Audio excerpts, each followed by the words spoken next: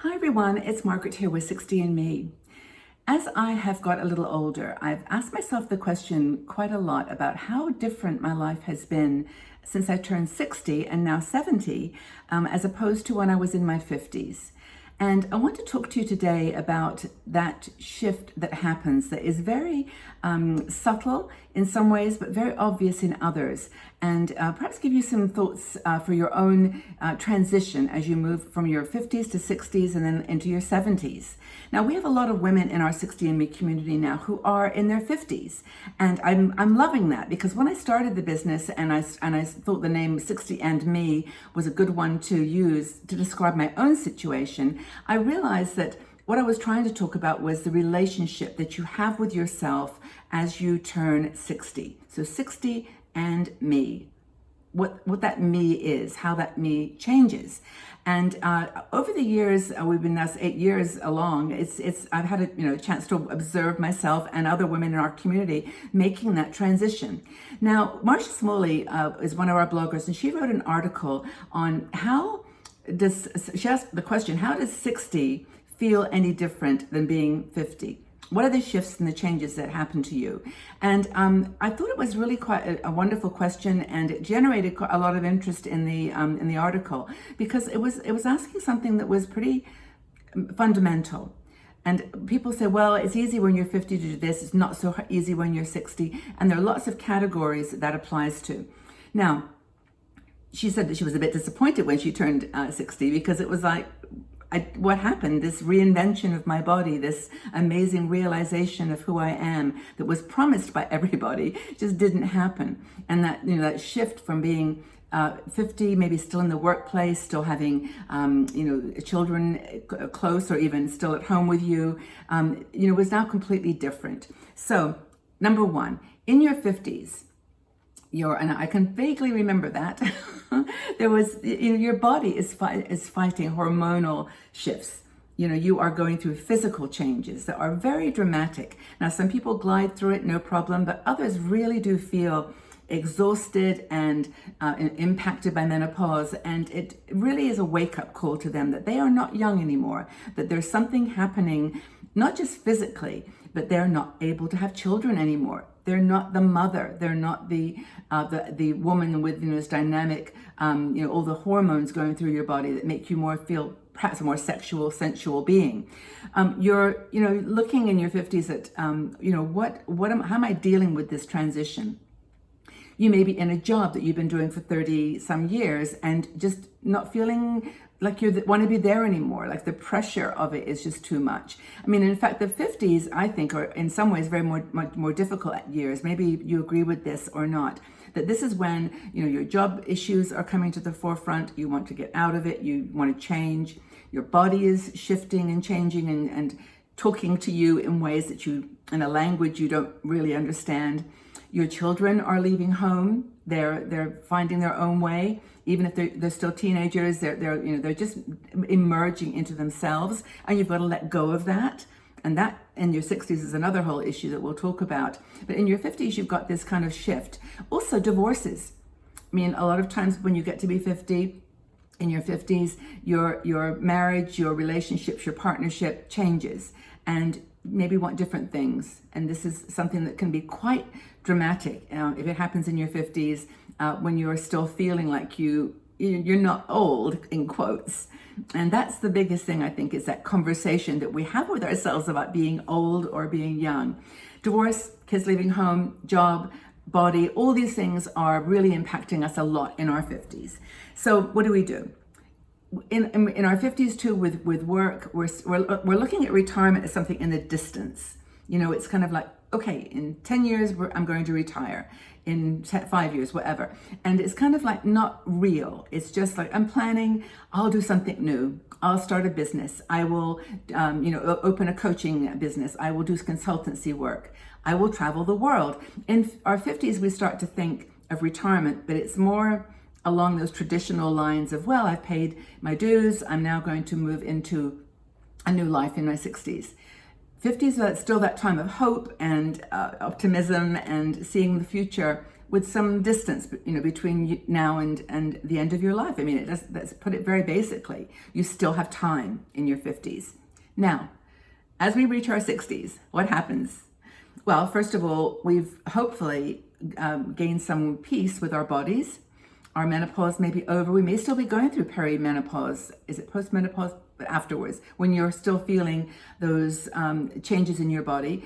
And you may also be then dealing with the societal stereotypes about you're not a sensual being anymore. You're not attractive to men or women. You're not, your body has had its day. You've done your thing, and now you're 60, and it's time to what? And that's the whole question. When you're in your 60s, though, I think after you've dealt with that physical reality of menopause and things have calmed down, there's a whole bunch of other things that go on, right? So it's a whole bunch of other things like belly fat, extra weight around your waist, wrinkles, just the skin tone is changing, your hair is getting lighter, thinner. Those are the kinds of physical changes that are happening in your 60s. Things are more, I don't know, I guess when you're in your 50s, you feel you can do something about it, but when you're 60, it's happening, and you're having, in my opinion, to embrace that these changes are part of the aging process. So we do seem to calm down a bit, though. I think that's the cool thing. Body image is still a factor, of course, but we start to realize that, well, we do have limitations. We're not going to be strong and active and, as we were in our earlier years, that we actually have some limitations. I think you get a little bit calmer about it, and you develop a different kind of sense of self. You start to rediscover your personal style. In your 50s, you're still kind of maybe dressing for work or dressing for your community or your group. You're more defined by the world outside. When you get to be 60, it's kind of like, I'm going to wear what I like. I've decided that I'm more bohemian, or I want comfortable clothes, or your personal style starts to come through. Not that you didn't have that when you were younger, but in your 60s, I think it's a little more relaxed. Now, I think going back to work, if you were working hard in your 50s, in your 60s, I think you're starting to say, this should be easier. This should be more fun. I should not be getting up in the morning and not wanting to go to work. I should try to create something different that, builds on my expertise from the previous career, talents and goals and abilities, but at the same time is a little bit of fun. Maybe you turn to your more creative inner artist. You start to, think about things that are more aligned to, to your creative self. You start doing hobbies or crafts that are expressive of who you are. And I think you start thinking about your career, how to make money, how to make extra money, because by then you've realized you're not even perhaps retiring, in quotes. You are still working, but how to do it in a way that is more fun, that is more enjoyable. It's okay to work into your 60s and 70s, but it's an attitude of just being at peace with it. I think in your 50s, you feel like you have time. I mentioned this earlier. And you can still do things, you've still got plans you can make, but as you turn that 60 corner, you start thinking, wow, there's definitely a lot more behind me than there is ahead of me. Even if I live a very healthy life, I've got to face the reality that time is shorter. And I think that for a lot of women, this is such an important thing to come to grips with in your 60s. And it, in fact, was probably at the heart of when I started 60andMe, wanting to give people ways to take action, to stay healthy, to enjoy this transition with style, with beauty, with attitude, to start doing things that were more fun and enjoyable to you. And, so I think as we get to be 60 and then definitely into our 70s, we start to appreciate time in a different way, through a different lens. It brings, I think, a different kind of gratitude about what we have in our lives, what's important. Certainly the pandemic, the last few months, I don't know when you're watching this, but, it's definitely given us that sense of priority. And I think as talking to women in our community, I've found that there's been more acceptance and more understanding, more peace with what we are in our 60s and 70s. As in our 50s, there's that more frantic kind of planning, wanting to achieve. Maybe we've missed it in our 50s, but now in our 60s, we can kind of relax and enjoy and just make the best of this. It's what we've got. It may not be what we want or what we think we need or enjoy or deserve, but it is what we have, and we need to own that and live with it and enjoy it. Treasure the common threads that we see woven into our lives. And also, this is a time, in my opinion, Marcia also talks about this, connecting with younger people. I think, to be honest with you, some of my best friends right now are younger people. I admire what they're doing. I think they've got an incredible challenge ahead of them with work, with meaning in their lives, with connection with people. But I think that there's some real energy there and a lot to learn from each other. And our wisdom is appreciated. Now, I am 71, so I'm into my 70s now, and I probably could do a whole different article on what's different between your 60s and your 70s, because I do think that there are differences.